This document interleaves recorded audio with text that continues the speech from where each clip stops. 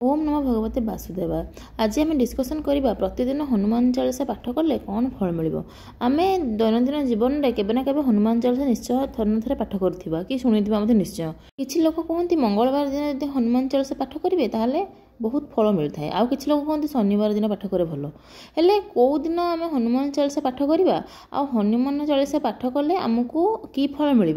आ लोक मैंने जो कहते कौन गोटे स्पेशल बार में हनुमान चालीसा पाठ कले भल से विषय आम आज डिस्कसन करवा जे एमती कौन स्पेशल बार अच्छी ना सबुदिन हनुमान चालीसा पाठ करें आ कौ टाइम आम पाठ कर से विषय चलते आगू जाना से ये जिनटी जानापी आपण भिडियोटी को शेष जाए देखूँ मुझे सब जिन हनुमान चालीसा विषय आज कहबी।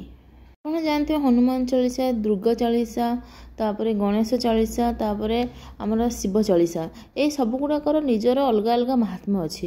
ये सब गुड़ाक जब आप दैनंदिन जीवन में व्यवहार करती ताहले आपन को आज्ञा बहुत शुभ फल मिल। जमती कि आज आम डिस्कसन करवा हनुमान चालीसा। हनुमान चालीसा पढ़ले आपन को कौन शुभ फल मिल कौन पुण्य फल प्राप्त हो। देखो मुझे ये कथा कहया भी दरकार नहीं। आपण मैंने जानी आपण मानक जो बड़ लोक जो मैंने गुरु जो मैंने पंडित बा ब्राह्मण मैंने आपण मानक निश्चय केवे ना केवे कही ना आपण केवे ना केवे कौटू शुणी थे जदि आप ग्रह खराब पड़ी कि आपणकर शत्रु दोष अच्छी कि आपणकर शनि दोष चली मंगल दोष चली जहाँ भी आपणकर प्रोब्लेम अच्छी आपणकर जातक किसी प्रोब्लेम अच्छी ताहले आपन को निश्चित भाव कौन को पंडित मैंने कि आपणकर जो ब्राह्मण मैंने ज्योतिष मैंने सब कही केवे ना केवे हनुमान चालीसा पाठ कर बोली। खाली जे आमर ग्रह खराब पड़े आम हनुमान चालीसा पाठ करवा से नुहे आम एमती हनुमान चालीसा पाठ करूँ। हनुमान चालीसा पाठ कले आमर अशुभटा शुभरे परिणत हो जाए माने आमर अशुभ समय जो चली ताहले सी आमको शुभ फल दब।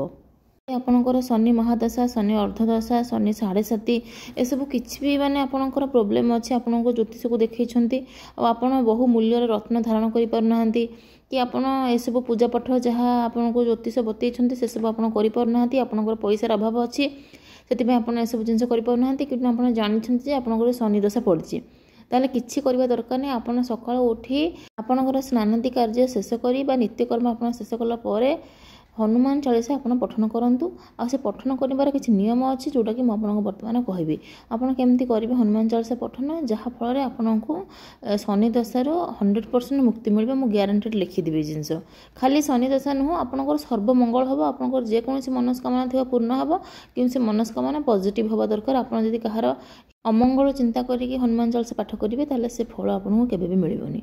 तेणु चलतु मुझे कहबी हनुमान चालीसा पाठ कर प्रकृत नियम कौन रही। देखूँ लोक मैंने कहते मंगलवार पाठ कले भल किसी लोग कहते शनिवार पाठ कले भल किसी लोग कहते ना केवल शनिवार मंगलवार ही आम हनुमान चालीसा पाठ करवा अन्य दिन गुड़ा करवानी।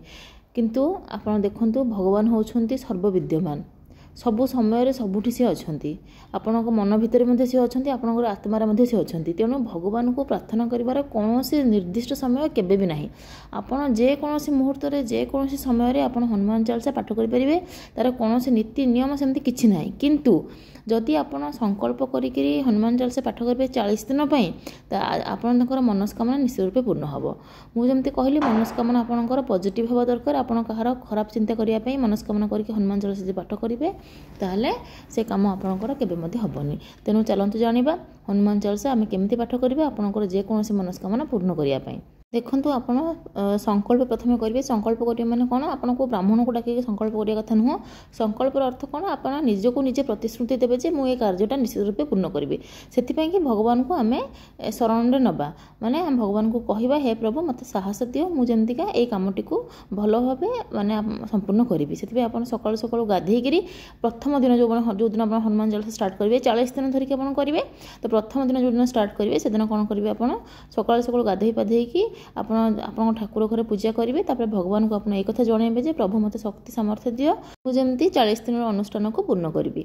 तापर प्रथम दिन आप कौन करेंगे आप गाधे पाधे परिष्कार परिच्छन है हनुमान चालीसा पाठ करने पूर्व प्रभु श्रीराम को आप निश्चित रूपे पूजा करेंगे।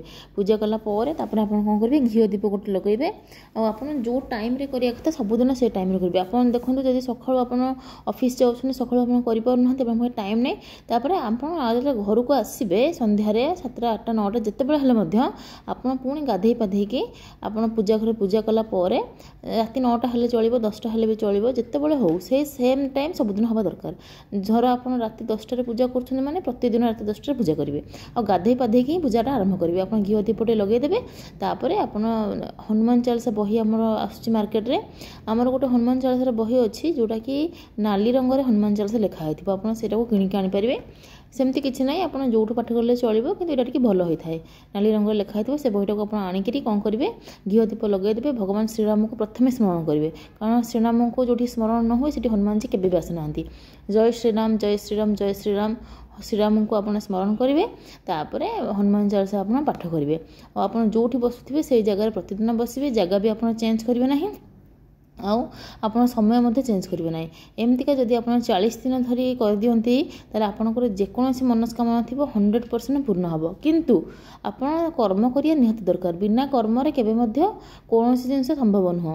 ଏବେ କହିବା ଆମର ରୋଗ ହେଇଛି ଆମେ ଔଷଧ ଖାଇବାନି, କେବଳ ମାନେ ଠାକୁରଙ୍କୁ ପୂଜା କରିବା, ଯଦି ସେଇ ଜିନିଷ ହେଇଥାନ୍ତା ତାହେଲେ ଲକ୍ଷ୍ମଣ ଶକ୍ତିଭୂତ ଯେତେବେଳେ ହେଇଥିଲା ଶ୍ରୀରାମଚନ୍ଦ୍ର ତ ନିଜେ ତାଙ୍କୁ ଭଲ କରିଦେଇଥାନ୍ତେ, ସେ କାହିଁକି ହନୁମାନଜୀଙ୍କୁ ପଠେଇଲେ ଯାଇକିରି ସଞ୍ଜୀବନୀ ଧରିକି ଆସ ବୋଲି।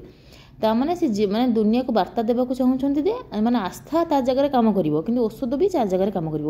ଔଷଧ କେମିତି ଭଲରେ କାମ କରିବ ସେଥିପାଇଁ ଆମେ ଭଗବାନଙ୍କୁ ପ୍ରାର୍ଥନା କରିବା। ଭଗବାନ ଆମର ଆସିକି ଜିନିଷଟା ଠିକ୍ କରିଦେବେନି, ଆମକୁ ଡକ୍ଟର ପାଖକୁ ଯିବାକୁ ହିଁ ପଡ଼ିବ, କିନ୍ତୁ ଆମକୁ ଭଗବାନ ସେ ଜିନିଷଟା କେମିତି ଭଲରେ ହେଉ ବୋଲି ସିଏ ଆମକୁ ସେ ଜିନିଷରେ ହେଲ୍ପ କରିବେ। ବୁଝିପାରିଲେ ତ? ସେଥିପାଇଁ କି ଆପଣ କେବେ ମଧ୍ୟ ମାନେ କେବଳ ଭଗବାନଙ୍କୁ ଡାକିକିରି ହସ୍ପିଟାଲ ଯିବେନି, ମୋର ଭଗବାନ ଭଲ କରିଦେବେ, ସେ ଜିନିଷ ହେବନି, ଆପଣଙ୍କୁ ଯିବାକୁ ହିଁ ପଡ଼ିବ। ସେମିତି ଆପଣଙ୍କ କର୍ମ ଯଦି ଆପଣ କରିବେ ତାହେଲେ ହିଁ ଆପଣଙ୍କର ଯେଉଁ ମନସ୍କାମନା ଅଛି ସେଇଟା ପୂର୍ଣ୍ଣ ହେବ। ଯେମିତି ବିଦ୍ୟାର୍ଥୀମାନଙ୍କ ପାଇଁ ହନୁମାନ ଚାଳିଶା ବହୁତ ଭଲ। ତ ଗୋଟେ ବିଦ୍ୟାର୍ଥୀ କେବଳ ବର୍ଷ ଯାକ କେବଳ ଦିନକୁ 5 ଥର ହନୁମାନ ଚାଳିଶା କରିବ, କିନ୍ତୁ ପାଠ ଜମା ପଡ଼ିବନି, ସେ ଫେଲ୍ ହେବାଟା ସୁନିଶ୍ଚିତ। କୌଣସି ଭଗବାନ ତାକୁ ପାସ୍ କରିପାରିବେ ନାହିଁ, କାରଣ ସେ କର୍ମ କରିନି। ଯେଉଁଠି କର୍ମ ମାନେ ନାହିଁ ସେଠି ଯେତେ ତୁମେ ଯାହା କଲେ ମଧ୍ୟ ତାର ଫଳ କିଛି ମିଳିବ ନାହିଁ। କର୍ମ ହିଁ ଭଗବାନ ବୋଲି ଆମେ କୁହେ। ତ କର୍ମ କଲେ କ'ଣ ହେବ, ମାନେ ତୁମ ଜିନିଷଟା ତୁମର ସରଳ ହେଇଯିବ, ମାନେ ଯେଉଁଟା ଜୋର ମାନେ ବେଶୀ ତୁମର ମାନେ କଠିନ ଜିନିଷଟାକୁ ଧୀରେ ତୁମର ହେଇଯିବ। ସେଥିପାଇଁ କି ଆମେ କୁହେ ଯେ ଭଗବାନଙ୍କ ଉପରେ ଆସ୍ଥା ରଖ, କିନ୍ତୁ ନିଜ କର୍ମ ମଧ୍ୟ ନିଜେ କର। ତୁମକୁ ଯଦି ବଡ଼ ଅସୁବିଧା ଆସିବାର ଥିବ, ଭଗବାନଙ୍କୁ ଆମେ ପ୍ରତିଦିନ ପ୍ରାର୍ଥନା କରୁଛେ, ତାହେଲେ କ'ଣ ହେବ, ସେ ଜିନିଷଟା ଆସିବ ହିଁ ଆସିବ, କିନ୍ତୁ ମାନେ ପଥରଟା ତୁଳା ହେଇକିରି ତୁମ ଉପରେ ଆସିକି ପଡ଼ିବ, ମାନେ କ'ଣ ବେଶୀ ଜୋରରେ ତ ଆପଣଙ୍କୁ ଆଘାତ ଲାଗିବନି। ସେଥିପାଇଁ କି ଭଗବାନଙ୍କୁ ଆପଣ ନିଶ୍ଚିତ ରୂପେ ପ୍ରାର୍ଥନା କରିବେ, କିନ୍ତୁ ଆପଣଙ୍କ କର୍ମ ମଧ୍ୟ କରିବେ। ତେଣୁ ହନୁମାନ ଚାଳିଶା ପାଠ କଲେ କ'ଣ ହେବ, ମୁଁ ତ ଆପଣମାନଙ୍କୁ କହିଲି, ଆପଣଙ୍କର ସମସ୍ତ ମନସ୍କାମନା 100% ପୂର୍ଣ୍ଣ ହେବ। ଆଉ ସେ ମନସ୍କାମନା ଯେମିତିକା କାହାର ଅହିତ ପାଇଁ ହେଇନଥାଏ, ଏ ଜିନିଷ ପ୍ରତି ଆପଣ ଧ୍ୟାନ ଦେବେ। କାହାର ଅହିତ ପାଇଁ ଯଦି ହେଇଥିବ ସେ ଜିନିଷ ଆପଣଙ୍କର କେବେ ବି ପୂର୍ଣ୍ଣ ହେବ ନାହିଁ। ଆଉ ହନୁମାନ ଚାଳିଶା ଆପଣ କେମିତି କରିବେ ସେ ଜିନିଷ ମଧ୍ୟ ମୁଁ ଆପଣଙ୍କୁ କହିଲି। ଭିଡ଼ିଓଟି ଯଦି ଭଲ ଲାଗିଲେ ଭିଡ଼ିଓଟିକୁ ଆପଣ ସେୟାର କରିଦେଲେ ସମସ୍ତେ ହନୁମାନଜୀଙ୍କର କୃପା ପ୍ରାପ୍ତ କରିପାରିବେ। ଏବଂ ଏମିତି ଯଦି ନୂଆ ନୂଆ ଭିଡ଼ିଓ ଆପଣ ଦେଖିବାକୁ ଚାହୁଁଛନ୍ତି ତାହେଲେ ମୋ ଚ୍ୟାନେଲଟିକୁ ସବସ୍କ୍ରାଇବ୍ କରିଦେଲେ ନୂଆ ନୂଆ ଭିଡ଼ିଓ ଦେଖିପାରିବେ। କହିଲି ପୁଣି ଦେଖା ହେବ ଗୋଟେ ନୂଆ ଭିଡ଼ିଓରେ। ଜୟ ଶ୍ରୀରାମ ଜୟ ହନୁମାନ।